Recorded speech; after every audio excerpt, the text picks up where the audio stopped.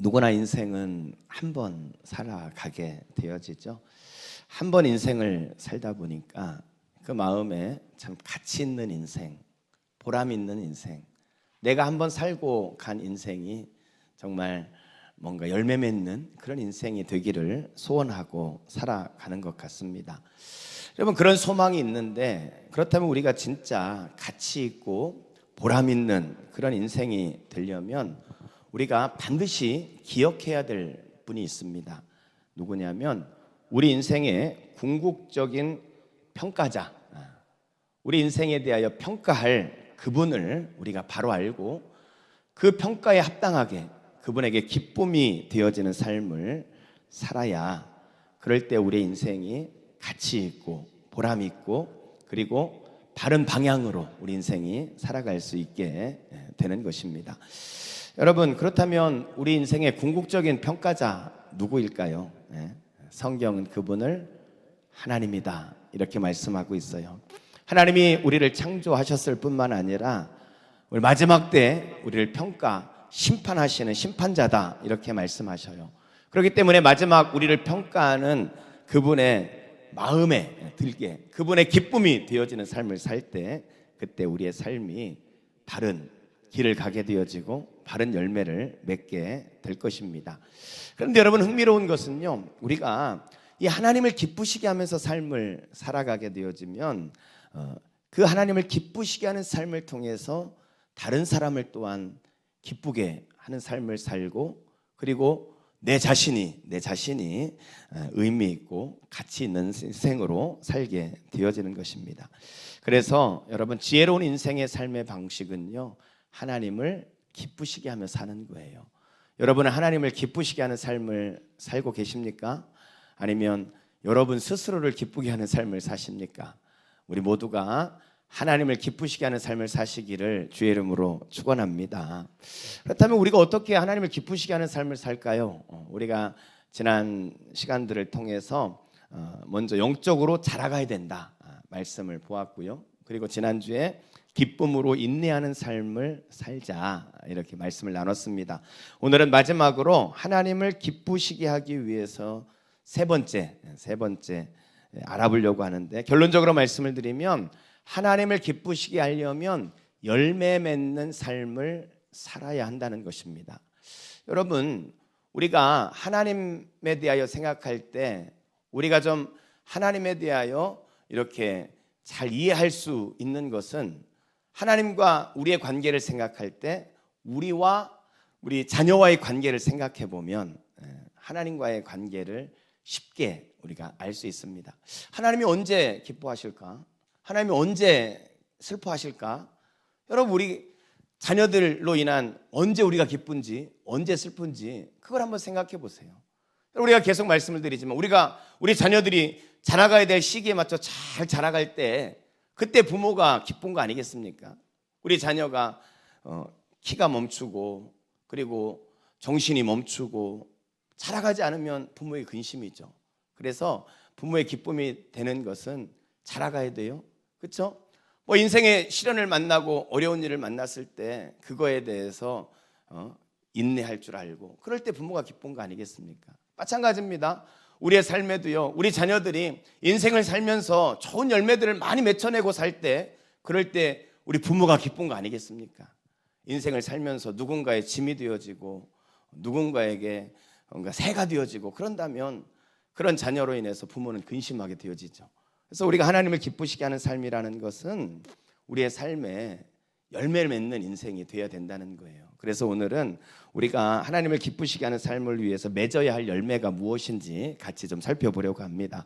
자, 그렇다면 바울이 전하는 하나님을 기쁘시게 하는 삶의 열매는 어떤 열매일까요?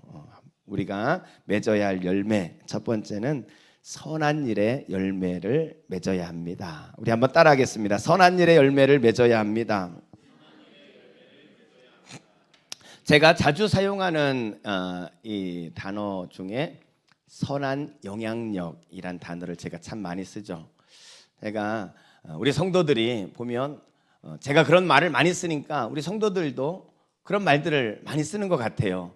기도할 때도 보면 선한 영향력이란 말들을 많이 하시고 또 이렇게 서로 대화할 때 선한 영향력이라는 단어들을 많이 쓰시더라고요. 참 감사해요. 여러분, 사람은요 누구나 다 영향력을 행사하게 되어 있습니다. 여러분, 지금 여러분이 앉아 계셔도 아무 의미 없이 앉아 있는 것 같아도요 다 영향력을 미칩니다. 여러분, 누군가 이렇게 졸아보세요. 그러면 졸음이 전염된다고 하지 않습니까? 그렇죠? 한 사람이 졸면 이 졸음이 영향을 미치는 거예요. 그런데 누군가 막 은혜를 받으면서 아멘하면서 집중하면서 설교를 들어보세요. 그러면 그것이 옆 사람에게도 영향을 미쳐가지고 옆 사람도 이렇게 말씀에 집중하게 되어진단 말이죠. 여러분, 우리가 인생을 살면서 누구나 다 영향력을 미치게 돼 있어요. 그런데 어떤 사람은 악한 영향력을 미칩니다. 이 사람이 가면 분위기가 그냥 아주 부정적으로 바뀌어지고 뭔가 소망이 있다가도 막 절망스럽게 바뀌어지고, 이 사람이 가면 뭔가 사기치는 일들이 벌어지고, 그러면 그 사람은 악한 영향력을 미치는 사람이죠. 근데 어떤 사람은 이 사람이 가면 막 이렇게 기운이 없던 사람도 막 이 사람을 만나게 되는 소망이 생기고 새롭게 뭔가 시도하려고 하는 막 용기가 생겨납니다. 뭔가 다 안 될 것 같고 다 이제 못할 것 같고 그랬다가도 막 감사가 생겨나고 막 인생이 막 새로운 도전할 수 있게 되어지고, 이런 좋은 영향력, 선한 영향력을 나타내는 사람이죠. 여러분도 다 여러분이 존재하기 때문에 여러분으로 인해서 영향력을 미치게 돼 있어요. 여러분은 여러분의 가정에서 여러분 때문에 좋은 영향력을 나타내고 있습니까? 악한 영향력을 나타냅니까? 여러분 때문에 여러분 남편이 막 좋은 영향력을 받아가지고 그래 내가 더 바르게 살아야지, 내가 더 성숙해야지, 막 그렇게 여러분 때문에 남편이 그러게 되고 있습니까? 내가 너 때문에 내 인생 막 살 거다, 뭐 이렇게 되고 있습니까? 우린 다 누구나 선한 영향력을 나타내든 악한 영향력을 나타내든 누구나 다 영향력을 나타내고 있어요. 근데 하나님께서 우리에게 하나님을 기쁘시게 하기 위해서는 우리에게 선한 영향력을 나타내는 열매를 맺으라는 거예요. 여러분 10절 말씀 보겠습니다. 10절 말씀 같이 읽습니다. 시작. 주께서 합당하게 행하여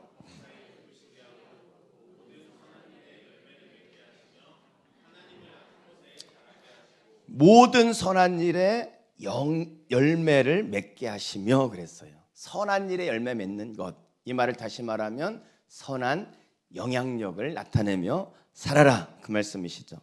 여러분은 선한 영향력을 나타내고 있습니까? 아니면 악한 영향력을 나타내고 있습니까?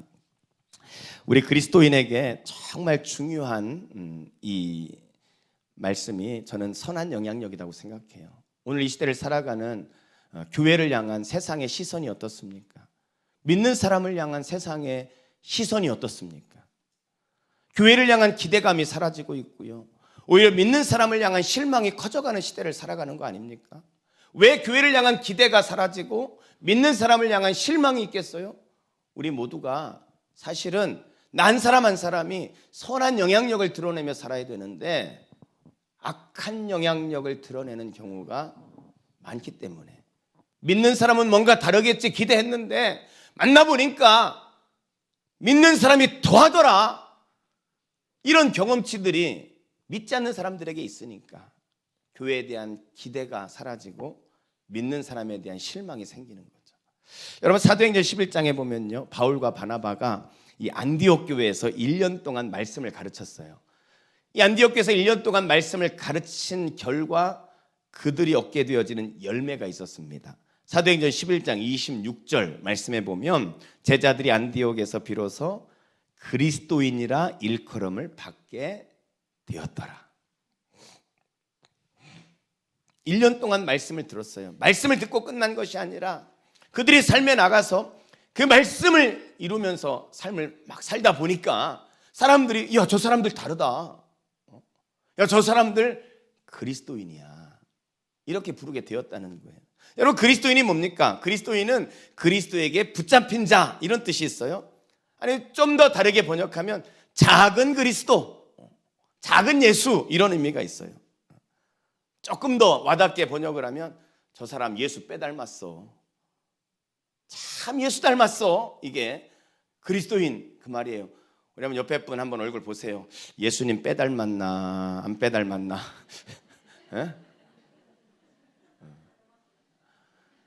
그럼 한번 얘기해 주세요. 제가 보니까 우리 성도들은 다 예수님 닮은 것 같아. 난 어디 가도 우리 성도들 같이 착한 분들을 못 봤어. 한번 옆에 분에게 얘기해 주세요. 당신은 참 예수님 닮았네요.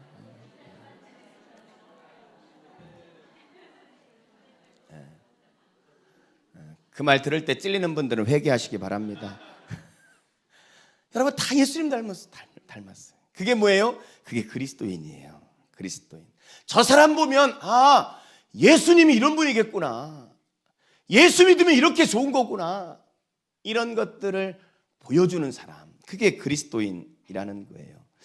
여러분 오늘 우리의 삶이 예수 닮은 사람, 진짜 그리스도인이구나. 이러한 칭송을 받는 여러분이 되시기를 주의 이름으로 축복합니다. 여러분 열왕기상 10장에 보면 이 스바 여왕이 나와요. 발음을 잘해야 돼요. 스발 하면 안 돼요. 제가 애쓰는 것만 알아주세요. 스바의 여왕이 나오는데 이 스바의 여왕은 당시 아주 큰 제국의 사비나라는 제국의 여왕이었습니다. 근데 이 큰 제국의 여왕이 저 작은 나라 이스라엘의 솔로몬이라는 사람의 왕에 대한 소문을 듣게 되어져요.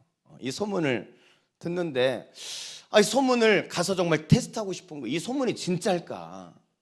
그래서 이 스바 여왕이 향품, 막 금은 보석을 막 낙타에 약대에 실어가지고 솔로몬을 찾아갑니다.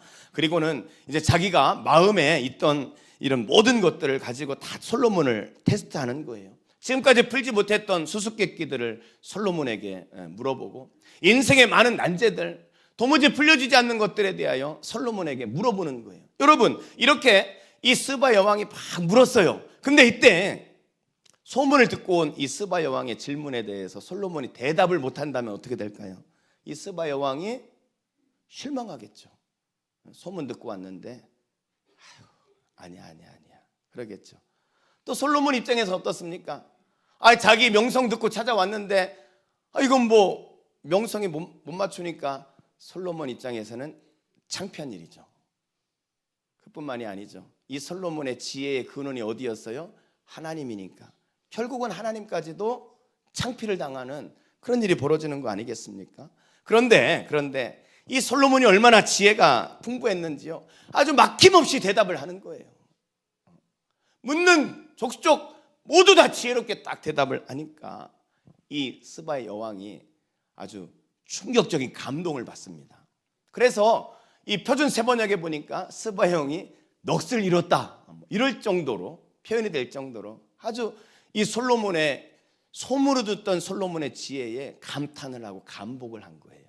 그래서 열왕기상 10장 6절에 보면 여왕이 솔로몬에게 이렇게 말합니다. 왕께 말하되 내가 내 나라에서 당신의 행위와 당신의 지혜에 대하여 들은 소문이 사실이로다. 내가 당신에 대해서 많은 소문을 들었는데 이 소문이 진짜 사실이었네요. 이 스바 여왕이 솔로몬에게 소문이 사실이네요 이렇게 말하는 거예요.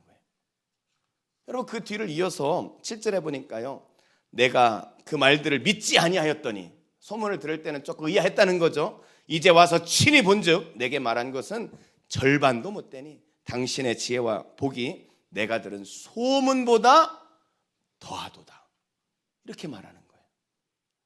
전혀 우리 그리스도인이 이렇게 되어졌으면 좋겠어요. 세상 사람들은 소문을 듣습니다. 교회에 대해 듣는 거예요. 교회는 좀 달라. 예수 믿는 사람은 좀 다르지. 이런 소문을 들었어요. 그런데 직장에서 예수 믿는 사람을 만나게 됐네. 들은 소문이 있으니까 그 교제를 내놓았더니, 교제를 해보는데 예수 믿는 사람이랑 다르겠지 하고 교제를 했더니 저거 가짜구만. 이러면 어떻게 되겠습니까? 안 되겠죠. 근데 교제를 해보니까 이야, 소문이 사실이구나. 예수 믿는 사람은 다르대더니 소문이 사실이구나. 아니, 내가 당신을 보니까 사실인 정도가 아니라 소문보다 더하네요. 이런 말을 들어야 되지 않겠습니까? 전 여러분이 그렇게 되기를 축복합니다. 그럴 때 어떤 일이 벌어집니까? 열왕기 아까 7절에 이어 9절 말씀해 보면 스바 여왕이 이렇게 말합니다. 당신의 하나님 여호와를 송축할지로다. 솔로몬에 대한 소문이 진짜인 걸 확인하니까 누가 영광을 받게 됐어요? 하나님이 영광을 받게 되어졌다는 것입니다.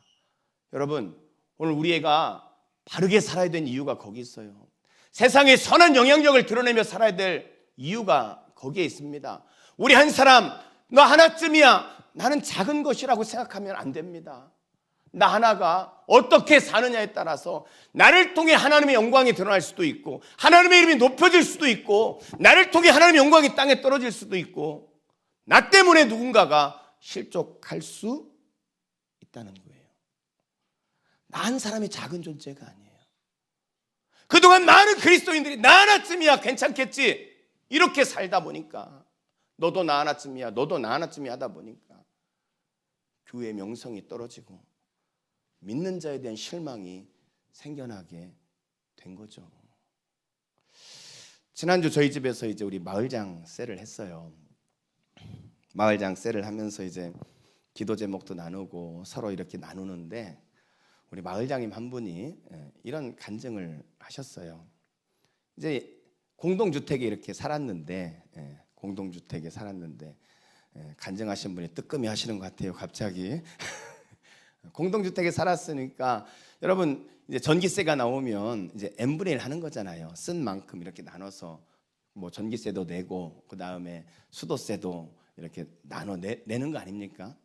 그런데 오늘 이 마을장님이 아니 자기 집 전기세가 쓴 거보다 더 많이 나온 것을 알게 됐어요. 알고 봤더니 옆에 사는 여호와의 증인, 이 사람이 자기 집 전기세를 다 우리 마을장님한테 다 이렇게 해가지고 그 집까지 전기세를 내고 있다는 거예요. 우리 마을장님이 또 한 카리스마 하거든요. 그래서 우리 마을장님이 이건 바로 잡아야지, 정의감에 불타는 우리 마을장님이 딱 그걸 이제 가가지고 바로 잡았습니다. 선은 이렇고 후는 이렇고, 이거는 당신 내야 되고 이건 내가 내야 되는 건데 왜 이렇게 됐느냐, 아주 똑소리 나게 똑 부러지게 내 것과 네 것을 나눠서 아주 정당하게 자기 권리를 찾아냈어요. 그분 앞에 권리를 찾아내니까 마음이 아주 시원했답니다. 내가 똑소리 나게 잘했지, 이런 마음을 가지셨겠죠. 자, 시원한 마음을 가지고 이제 헤어지고 왔어요. 집에 왔는데 그때부터 하나님께서 마음을 요동치기 시작하시더라는 거예요. 하나님 마음을 요동을 치시는데, 네가 똑똑하게 전기세는 제대로 계산했을지 모르지만 한 영혼이 구원받는 길은 막아버리지 않았냐, 이 마음을 주시더라는 거예요. 네가 돈 몇 푼은 벌었을지 모르지만 너 때문에 그 영혼이 구원받는 길은 막히지 않았냐, 하나님이 막 요동치게 막 가슴에 막 그렇게 말씀을 하시더라는 거예요. 이분이 그 하나님의 말씀을 가만히 두고 있을 수가 없어가지고 찾아갔대요. 좀 전에 막 큰 소리 치고 말이야 딱 똑부러지게 했는데 딱 찾아가가지고 하나님이 가서 미안하라고 하래. 그래가지고 가가지고 미안하다고 그렇게 이야기를 했다는 거예요. 여러분, 우리는 정당한 삶을 살 권리가 있죠. 정당하게 똑소리 나게 그렇게 살아야 됩니다. 그렇게 살지 않으면 세상에서는 바보 같아, 참 어리석은 사람이야, 이렇게 말할 수도 있어요. 그런데 여러분, 오늘 우리가 세상에 선한 영향력을 드러내고 하나님 기뻐하시는 그런 삶을 살아가려면요, 정당한 인생을 살아가지고는 절대 하나님의 영광을 드러낼 수는 없어요. 선한 영향력을 나타낼 수는 없어요. 우리가 정당한 삶의 수준을 넘어서 더 위대한 삶, 내 것을 좀 손해보고요, 그래서 하나님의 영광을 드러내고 내가 좀 희생해서라도 저 영혼을 구원해낼 수 있는 그러한 삶을 살아낼 때, 정당한 삶의 차원을 넘어 위대한 인생을 살아낼 때, 그때 우리를 통해 하나님의 영광이 드러나고, 그럴 때 교회의 명성이 회복되어지고 믿는 자의 명성이 회복되어지지 않겠습니까? 사랑하는 성도 여러분, 저는 이것이 오늘날 선한 영향력을 나타내야 할 우리 그리스도인의 마땅한 삶이라고 저는 믿습니다. 여러분 좀 어리숙하게 좀 삽시다. 좀 손해도 좀 보고 살아요. 좀 희생도 좀 하면서 살아요. 그러면 바보 될 것 같고 바보라고 비난도 받을 것 같죠? 그렇게 살 때 우리의 인생을 하나님이 책임져 주실 줄 믿습니다. 좀 어리숙하게 삽시다. 위대한 인생, 정당한 인생을 넘어 위대한 인생을 살아가는 여러분이 되시기를 주의 이름으로 축원합니다. 두 번째로 하나님을 기쁘시게 하는 삶의 열매는요, 둘째는 감사의 열매를 맺어야 합니다. 한번 따라해 볼까요? 감사의 열매를 맺어야 합니다. 감사의 열매를 맺어야 합니다. 하나님을 기쁘시게 하는 삶을 살려면 감사하며 살라는 거예요. 마찬가지입니다. 여러분 자녀들 한번 생각해 보세요. 여러분 자녀들 밥상만 앉으면 그냥 오늘도 반찬은 왜 이래? 엄마는 뭐 하는 거야? 매일 그냥 불평만 하고 불만만 하는 그 자식 볼 때 여러분 마음이 어때요? 예? 별로 기쁘지 않을 거예요. 그렇죠? 엄마가 해준 게 얼마나 많은데 그 모르고 이렇게 불평만 하나. 그런데 늘 엄마가 더 해준 게 없어서 미안하고 그런데도 이 자식이 참 엄마 감사해요. 아빠 정말 감사해요. 이렇게 감사하면 부모 마음이 어떻습니까? 흐뭇한 거죠. 하나님도 마찬가지예요. 우리가 하나님의 기쁨이 된다. 하나님이 우리를 보실 때 기뻐하신다. 우리의 모습이 하나님이 나한테 해준 게 뭐가 있는데요? 맨날 하나님 앞에 따지기만 하고 불평하고 원망하고 그러면 여러분 하나님이 기뻐하시겠어요? 근심이 되겠죠.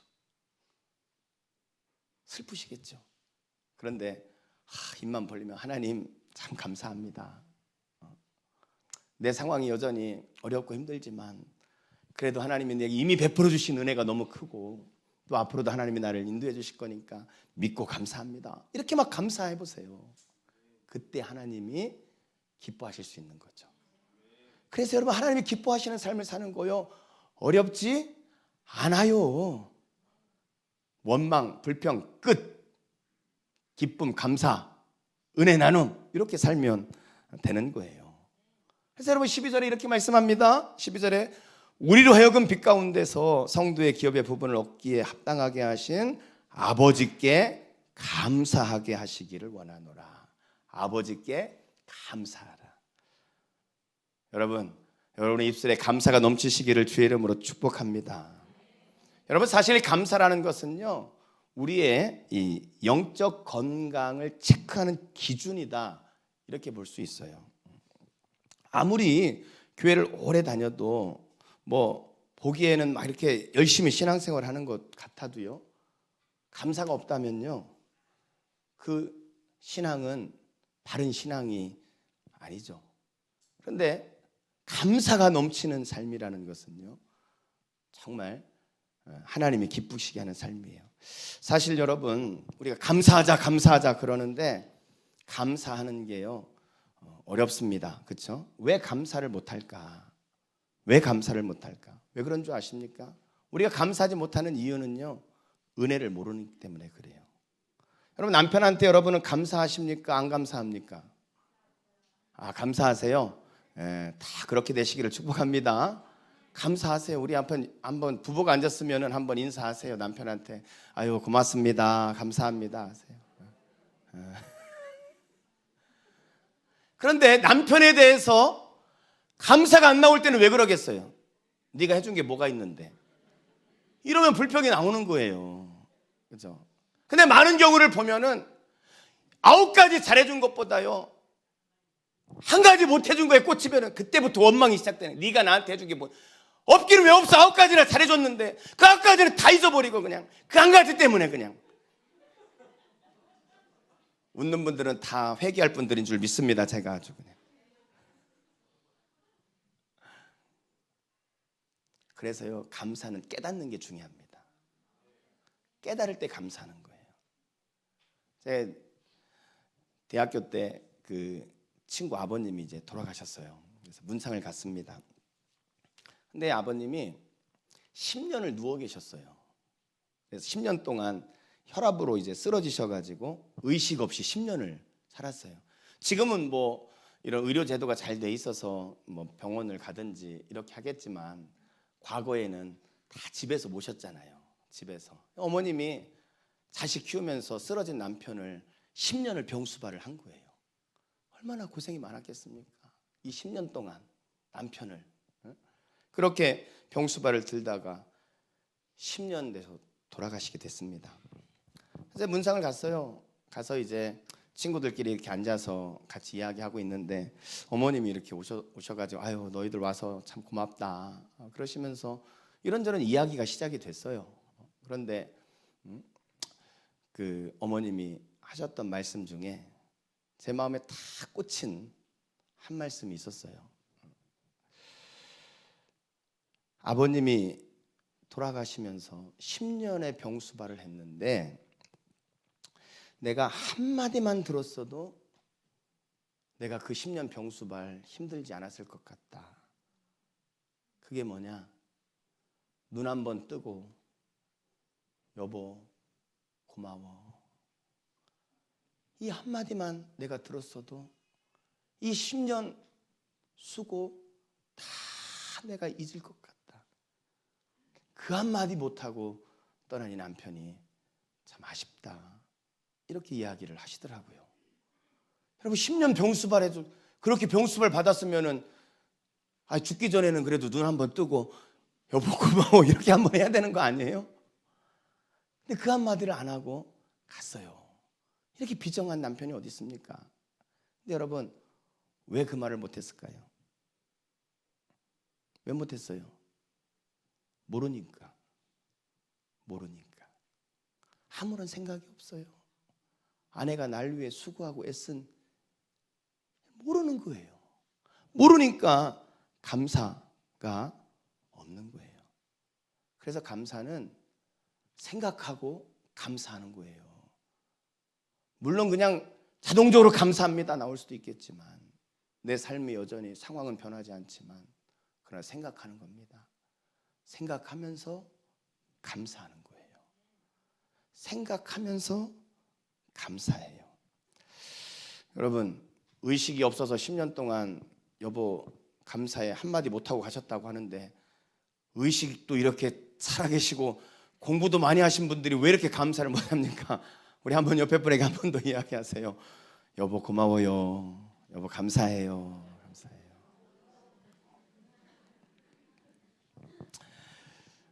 제 이 고등학교 때 같이 교회를 다닌 친구 중에 하나가 이제 신학교를 갔어요.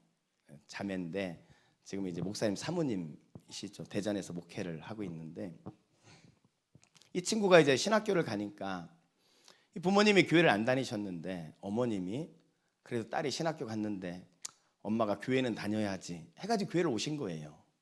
근데 이분이 오셔가지고 참 믿음이 막 쑥쑥쑥 잘 자랐어요. 아주 좋은 집사님으로 이렇게 있었는데 어느 날 이제 가족이 여행을 갔습니다. 아빠가 운전하고 엄마가 이제 조수석에 타고 이제 자녀가 셋이었는데 셋이 이제 다섯 식구가 이제 막 가다가 근데 남편이 아빠가 실수를 해가지고 그만 이렇게 가다가 한 뭐 깊은 수렁은 아닌데 이제 이 난간으로 한 2m 정도 되는 난간으로 이렇게 차가 탁 떨어지게 된 거예요. 근데 다행스럽게 차가 이렇게 떨어지면서 뭐 이렇게 막 굴르거나 그렇게 한 게 아니라 탁 떨어지면서 그냥 이렇게 제대로 딱 쓰게 됐어요. 옆에 있던 이 아내가 보니까 남편 괜찮고 막 아이들도 괜찮은 거예요. 얼마나 감사합니까? 그래가지고 이분이 아이고 하나님 감사합니다. 하나님 감사합니다. 아이고 하나님 감사해요. 막 이렇게 막 감사하며 그랬어요. 그랬더니 옆에 있던 남편이 하는 말이 이 병신 안 떨어져야 감사하지. 여러분 같은 사건을 보고도 같은 사건을 당했는데요. 누구는 그 사건 속에서 하나님 감사합니다가 나오는데 어떤 사람은 자신의 실수조차도 생각 안 하고 병신 안 떨어져야 감사하지 이렇게 반응을 하고 있는 거예요. 왜 그럴까요? 같은 사건을 보고도 어떤 사람은 감사하는데 어떤 사람은 왜 원망하고 불평하고 있냐는 거예요.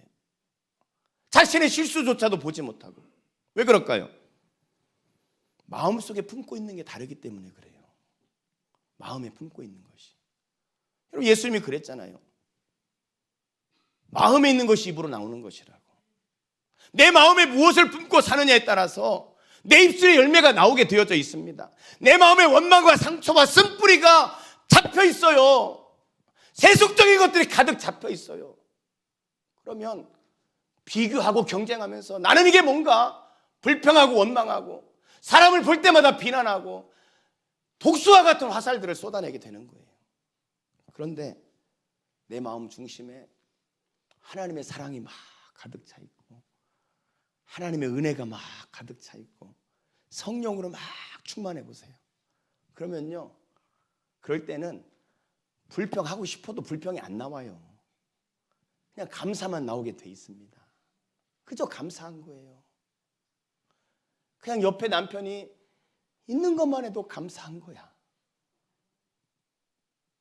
여러분, 상황과 환경이 문제가 아니라는 거예요. 내 속에 무엇이 있느냐, 그게 중요한 거예요. 내 안에 원망이 있고 쓴뿌리가 있고 세속적인 욕망이 막 가득 채워져 있으면 나오는 게 그런 것만 나오는 거예요. 내 안에 예수가 있고 주님의 사랑이 있고 은혜가 있고 성령이 충만해 보세요. 그러면요, 입만 벌리면 감사합니다. 감사합니다. 입만 벌리면 그게 나오게 되어져 있는 거예요. 여러분, 세상을 품고 사는 사람은 세상 냄새 풍기게 되어 있어요. 그러나 하나님의 은혜, 하나님의 사랑을 품고 있는 사람은 하나님의 사랑이, 은혜가, 감사가 나오게 되어지는 것입니다. 여러분, 우리 마음을 그래서 우리 마음을 잘 다스려야 돼요. 지난 금요일 날 주기도문 우리가 1시간에 이렇게 살펴봤죠. 그때 뭐라 그랬어요? 주님이 우리에게 가르쳐 주신 기도 마지막에 시험에 들지 않게 기도하라 그랬잖아요. 여러분, 악한 마귀가 그냥 두지 않아요. 우리 마음 가운데 쓰레기들을 집어넣는 거예요. 사단 마귀가 계속해서 우리 마음에 쓰레기를 집어넣어요.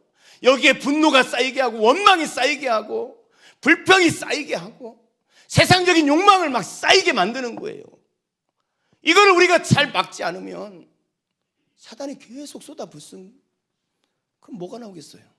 원망이 나오고 불평이 나오고 비난하는 화살이 나오고 그런 거죠. 그래서 기도하라는 거예요. 시험에 빠지지 않게, 사단이 내 마음을 장악하지 못하게, 사단이 나를 공격하지 못하게 시험에 들지 않게 기도해라. 그래서 내 안에 오직 하나님의 사랑, 하나님의 은혜가, 성령이 충만함이 내 안에 막 가득가득 찰 수 있도록, 그래서 예배를 하는 거예요. 여러분, 금요일 날 나는 여러분들 참 대단한 분들 같아요. 일주일에 한 번 하는 기도도 안 하면서 어떻게 그렇게 인생을 잘 살아가는지 참 대단합니다. 옆에 분 얼굴 보고 얘기하세요. 참 대단하십니다 하고. 새벽에 저녁마다 막 그렇게 예배를 막 그렇게 하는데 유튜브로라도 들어오세요. 금요일 날은 현장에 오세요. 그렇게 하지 않고 우리가 어떻게 시험에 들지 않겠어요? 자꾸 내 자신을 부정하고 부인하고 날마다 나는 죽어지고 내 안에 더러운 것들은 자꾸만 하나님 앞에 구하면서 쏟아내고, 그러면서 이 안에 성령이 충만하고 하나님의 은혜가 충만하고 하나님의 역사가, 하나님의 사랑이 충만하게 내 안에 고와야 그때 우리를 통해서 감사가 나가고 그런 거죠. 여러분, 긍정하면 우리 노만 빈센트 필 박사 생각하시죠? 이분이 정말 긍정적 사고를 통해서 센세이션을 일으킨 분인데, 이분 책에 보면 이분이 이제 기차 여행한 이야기를 거기에 소개를 합니다. 여러분, 기차를 타면 이렇게 둘이 앉고 둘이 마주보고 앉을 수 있도록 의자를 옮길 수 있잖아요. 이분이 이제 타고 가고 있는데 어느 역에 정차가 돼가지고 중년 부부가 타가지고는 자기 앞자리에 이렇게 둘이 딱 앉았대요. 이 필 박사가 책을 보면서 이렇게 가다가 이제 두 분이 앉았으니까 이제 책을 좀 접고 이제 인사를 좀 할까 그러는데, 앉자마자 이 아내 되는 사람이 막 불평을 막 이렇게 쏟아내는 거예요.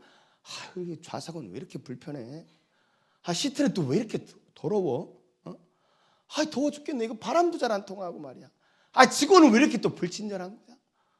아, 인사를 하려고 이렇게 있다가 이 필 박사가 너무 무안한 거예요. 너무 막 그렇게 불평을 쏟아내니까. 그래서 좀 대화의 주제를 좀 바꿔야 되겠다. 그래가지고 남편에게 선생님, 이렇게 뭐 같이 앉는 것도 참 인연인데, 선생님 무슨 일 하세요? 주제를 바꾼 거예요.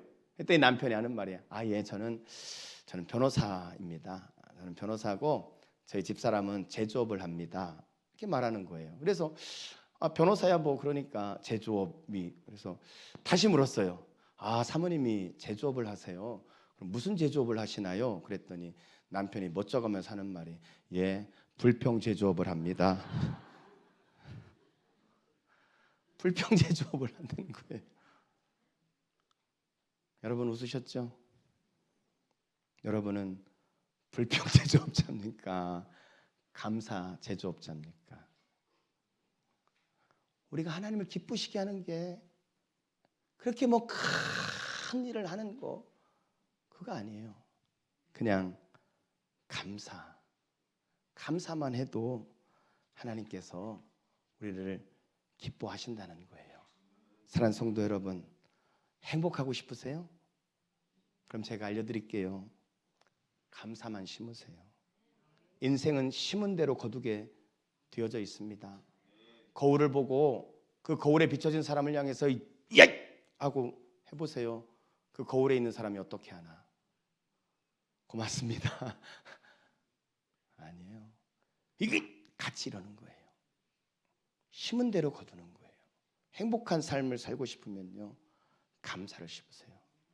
내 입에 원망과 불편은 셧더 마우스 다 닫아버리세요. 그냥 불자가 이만큼 나오려고 그러면 딱 닫아버리는 거예요. 그는 내 인생을 파괴시키고 내 마음을 파괴시키고 내 마음을 갈아엎는 아주 악독한 독소와 같은 게 불평과 원망과 비난과 그런 거예요. 행복하길 원하면 감사를 심으십시오. 여러분의 가정이 정말 행복한 가정을 만들고 싶으시다면 큰 일이나 작은 일이나 감사하다고 말하십시오. 여러분의 목장이, 여러분의 교회가, 우리 교회가 정말 행복한 교회가 되길 원한다면 오늘부터 감사만 하십시오. 만나는 사람들마다, 보는 사람들마다 감사합니다. 이렇게 우리의 가정이, 우리의 교회가, 우리의 인생이 하나님을 기쁘시게 하는 그런 삶이 되기를 주의 이름으로 축복합니다.